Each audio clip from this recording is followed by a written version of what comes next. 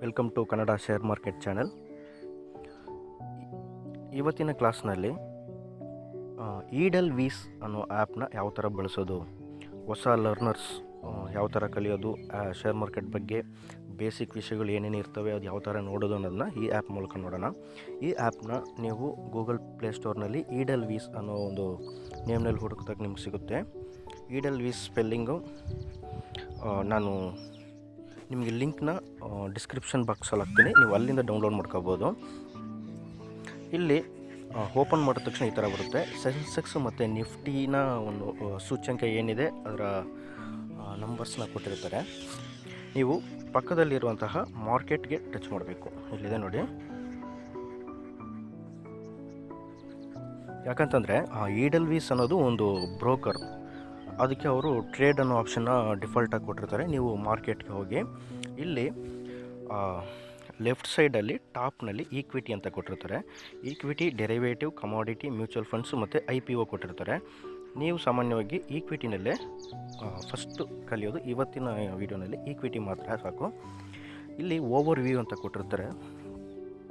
ಈ ಓವರ್ ವ್ಯೂನಲ್ಲಿ ನಿಮಗೆ ಸೆನ್ಸೆಕ್ಸ್ ಮತ್ತು ನಿಫ್ಟಿ ಮತ್ತು USD versus Indian rupees, Nifty bank, Nifty mid 100, Nifty small 100ನ ಸೂಚ್ಯಂಕಗಳು ಎಷ್ಟೆಷ್ಟಿದೆ ಅಂತ ಕೊಟ್ಟಿದ್ದಾರೆ.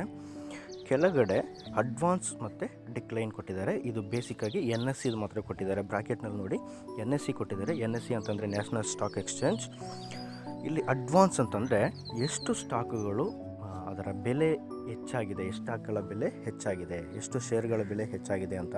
ಡಿಕ್ಲೈನ್ ಅಂತಂದರೆ ಎಷ್ಟು ಸ್ಟಾಕ್ಗಳ ಬೆಲೆ ಕಡಿಮೆಯಾಗಿದೆ ಕಳೆದ ಮಾರ್ಕೆಟ್ ದಿನದಲ್ಲಿ ಅಂತಂದರೆ. ಈಗ ಬೆಳಿಗ್ಗೆ ನೋಡ್ತಾ ಇದ್ದೀನಿ ನಾನು, ನಿನ್ನೆ ದಿನ ಏನು ನಡೆದಿದೆ ಅನ್ನೋದನ್ನ ಇಲ್ಲಿ ಕೊಟ್ಟಿದ್ದಾರೆ. ಒಟ್ಟು 634 ಶೇರ್ಗಳ ಬೆಲೆ ಹೆಚ್ಚಾಗಿದೆ ಮತ್ತು 926 ಸ್ಟಾಕ್ಗಳ ಬೆಲೆ ಕಡಿಮೆಯಾಗಿದೆ. ಅದರ ಕೆಳಗಡೆ ಮಾರ್ಕೆಟ್ ಕಮೆಂಟ್ರಿ ಅಂತ ಕೊಟ್ಟಿದ್ದಾರೆ. ಸಾಮಾನ್ಯವಾಗಿ ಕೆಲವೊಂದು ನ್ಯೂಸ್ಗಳಲ್ಲಿ ಅಪ್ಡೇಟ್ ಆಗ್ತಾ ಇರುತ್ತೆ.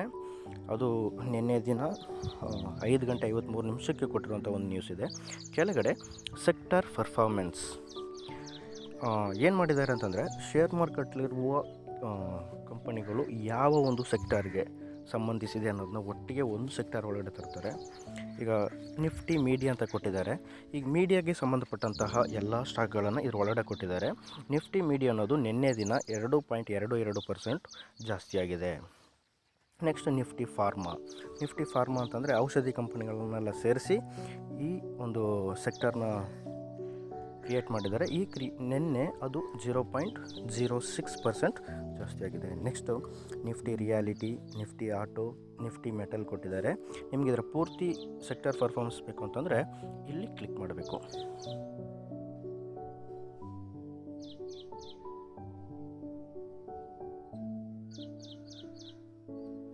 ನೋಡಿ, ಇಲ್ಲಿ ಪ್ರತಿ ಸೆಕ್ಟರ್ನ ನೇಮ್ ಕೊಟ್ಟಿದ್ದಾರೆ. Nifty reality, Nifty media, Nifty metal, Nifty auto, Nifty financial services, Nifty pharma, Nifty PSU bank, Nifty energy, Nifty FMCG, Nifty IT, Nifty bank. So ಇದೆಲ್ಲ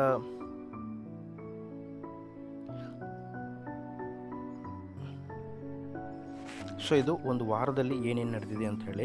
ನಿಫ್ಟಿ ಮೀಡಿಯಾ ಕಳೆದ ಒಂದು ವಾರದಲ್ಲಿ 0.34% ಜಾಸ್ತಿಯಾಗಿದೆ. ಉಳಿದಂತೆ ಎಲ್ಲ ಸೆಕ್ಟರ್ಗಳು ಕಡಿಮೆಯಾಗಿದೆ. ಅಲ್ಲಿ ನೋಡಿ ಪಕ್ಕದಲ್ಲಿ ಎಷ್ಟೆಷ್ಟು ಕಡಿಮೆಯಾಗಿದೆ, ಎಷ್ಟು ಪರ್ಸೆಂಟೇಜ್ ಕಡಿಮೆಯಾಗಿದೆ ಅಂತ ಕೊಟ್ಟಿದ್ದಾರೆ. ಮಂತ್ಲಿ ಡೇಟಾ ಇಲ್ಲಿದೆ ನೋಡಿ. ಕಳೆದ ಒಂದು ತಿಂಗಳಲ್ಲಿ ನಿಫ್ಟಿ ರಿಯಾಲಿಟಿ ಅನ್ನೋದು 7.57% ಜಾಸ್ತಿಯಾಗಿದೆ. ನಿಫ್ಟಿ ಮೀಡಿಯಾ ಅನ್ನೋದು 4.04% ಜಾಸ್ತಿಯಾಗಿದೆ. ಸೊ ಇದು ಕಳೆದ ಒಂದು ವರ್ಷದಲ್ಲಿ ಏನೇನಾಗಿದೆ, ಯಾವ ಸೆಕ್ಟರ್ ಜಾಸ್ತಿ ಆಗಿದೆ ಅಂತ ನೋಡೋದಾದರೆ ಇಲ್ಲೇ ಕೊಟ್ಟಿದ್ದಾರೆ. ನಿಫ್ಟಿ ರಿಯಾಲಿಟಿ ಅನ್ನೋದು 7.57% ಜಾಸ್ತಿ ಆಗಿದೆ. ಅಂದರೆ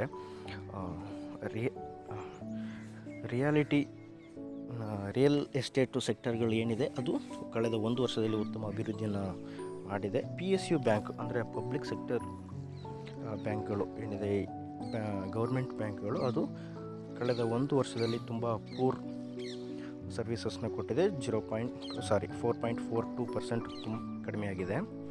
ನೀವು NSE ಅನ್ನೋದನ್ನ ಕ್ಲಿಕ್ ಮಾಡಿದ್ರೆ ಅಲ್ಲಿ ಕೆಳಗಡೆ BSE ಕೊಟ್ಟಿದ್ದಾರೆ. ಬಾಂಬೆ ಸ್ಟಾಕ್ ಎಕ್ಸ್ಚೇಂಜ್ನ ಮಾಹಿತಿಗಳು ಸಹ ಇಲ್ಲೇ ಸಿಗುತ್ತೆ. ಕಳೆದ ಒಂದು ವರ್ಷದಲ್ಲಿ BSE ಟೆಲಿಕಾಂ ಸೆಕ್ಟರ್ ಜಾಸ್ತಿ 8% ಉತ್ತಮ ಅಭಿವೃದ್ಧಿಯನ್ನು ಕಂಡಿದೆ.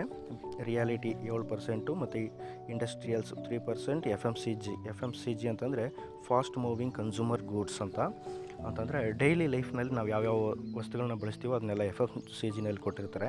ಅಂತಂದರೆ ಈಗ ಶಾಂಪ್ ಆಗಲಿ, ಪೇಸ್ಟು, ಟೂತ್ ಬ್ರಷ್ಷು, ಸೋಪ್ಗಳು, ಈ ಥರ ಸಣ್ಣ ಪುಟ್ಟ ವಿಷಯ ಎಲ್ಲವನ್ನು ಎಫ್ ಎಮ್ ಸಿ ಜಿನಲ್ಲೇ ಕೊಟ್ಟಿರ್ತಾರೆ. I T, power, consumer durables, capital goods, auto, metals, oils and gas and Bankex. So ಇದಿಷ್ಟು ಸೆಕ್ಟರ್ಗಳನ್ನ ಬಿ ಎಸ್ ಸಿಲಿ ನಾವು ನೋಡ್ಬೋದು.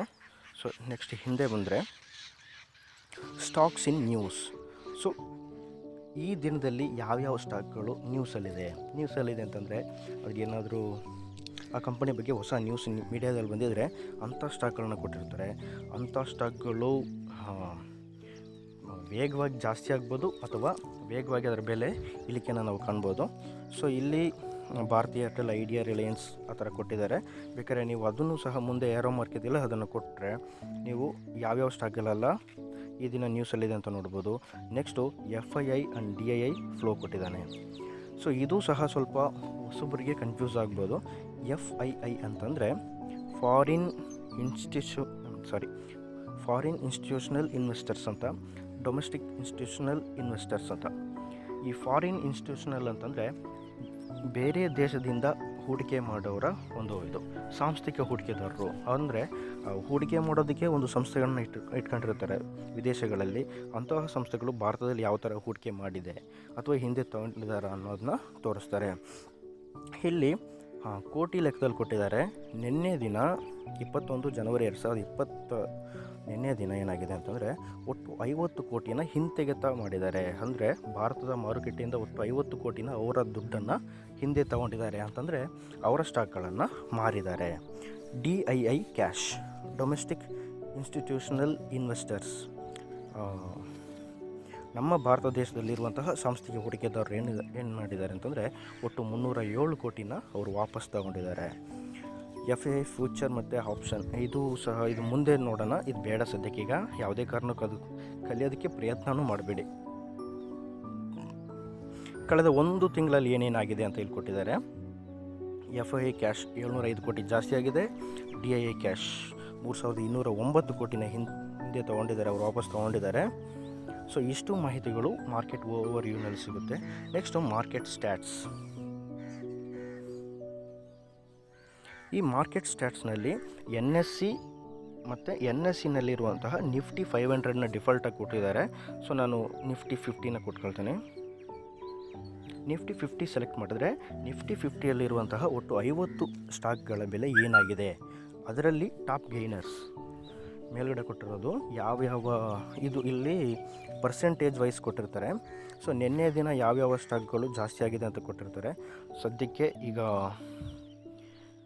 ಈ ವಿಡಿಯೋ ಮಾಡ್ತಾ ಇದ್ದಾಗ ಏನಾಗಿದೆ ಅಂತಂದರೆ ಇವತ್ತು 22ನೇ ತಾರೀಕು ಜನವರಿ 2020 ಎಲ್ಲ ಡೇಟಾಗಳನ್ನ ಏನು ಮಾಡಿದ್ದಾರೆ, 0 ತಂದಿದ್ದಾರೆ. ಯಾವುದೇ ಪರ್ಸೆಂಟೇಜ್ ಜಾಸ್ತಿ ಆಗಿಲ್ಲ ಮತ್ತು ಕಡಿಮೆ ಆಗಿಲ್ಲ. ಸೊ ನಿನ್ನೆ ದಿನ ಏನಾಗಿದೆ ಅನ್ನೋದನ್ನ ನಾನು ಬೆಳಿಗ್ಗೆನೇ ನೋಡ್ಬೋದಿತ್ತು ಅಥವಾ ನಿನ್ನೆನೇ ನೋಡಬೇಕು. ಬೆಳಿಗ್ಗೆ 8 ಗಂಟೆ ಮೇಲೆ ಎಲ್ಲ ಡೇಟಾಗಳನ್ನ ಅವರು ರೀಸೆಟ್ ಮಾಡೋದ್ರಿಂದ 0 ಬರ್ತಾಯಿದೆ. ಸೊ ಈ ವಿಡಿಯೋವನ್ನು ನಾನು ಮುಂದಿನ ಒಂದು ವಿಡಿಯೋದಲ್ಲಿ ಕಂಟಿನ್ಯೂ ಮಾಡ್ತೀನಿ. Thank you friends.